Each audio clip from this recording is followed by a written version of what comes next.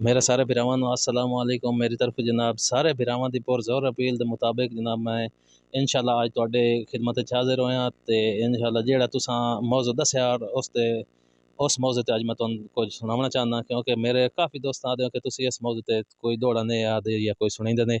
अज मैं ज़रूर जनाब भरावां दे पेश करना नज़र के तू दिल लाए नखरे कीते कर तेरी शक्ल भी है नखरेली।